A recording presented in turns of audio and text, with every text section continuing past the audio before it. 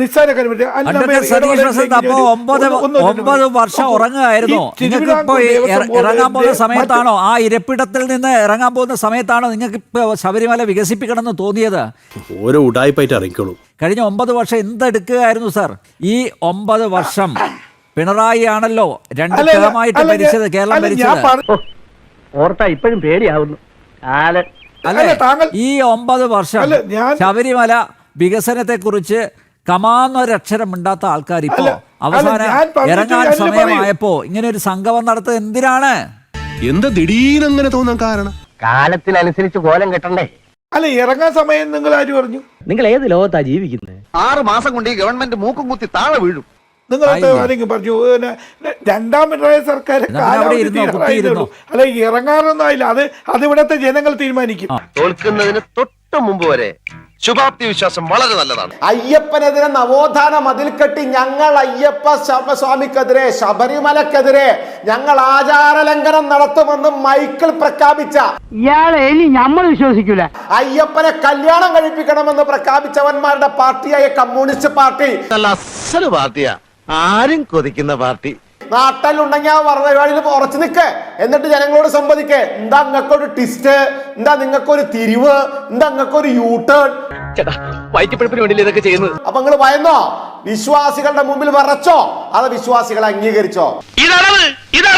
അതെ, ഇനി അവരെ കക്കാനാ, ഇനി അവരെ ലൂട്ട് ചെയ്ത് കൊണ്ടുപോകാനാ?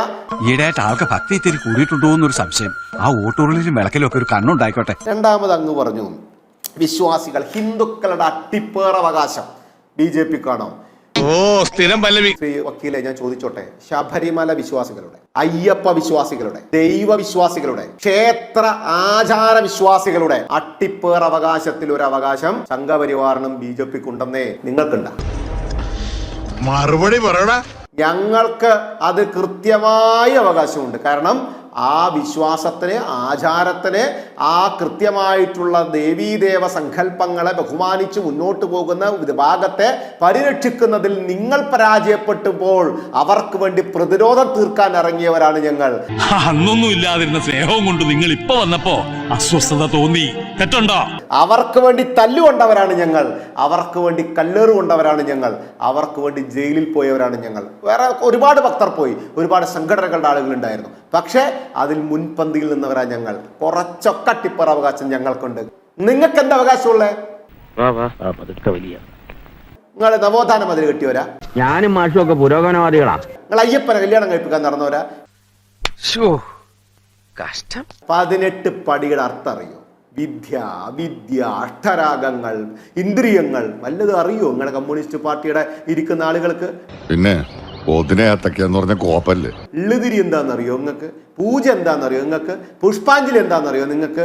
വിഗ്രഹം എന്താണെന്നറിയോ നിങ്ങൾക്ക്? അത് ഉറപ്പിക്കുന്ന സംവിധാനം എന്താ അറിയോ നിങ്ങൾക്ക്? കേട്ടിട്ടില്ലെന്നോ? കേട്ടിട്ട് പോലും ഇല്ലെന്ന്.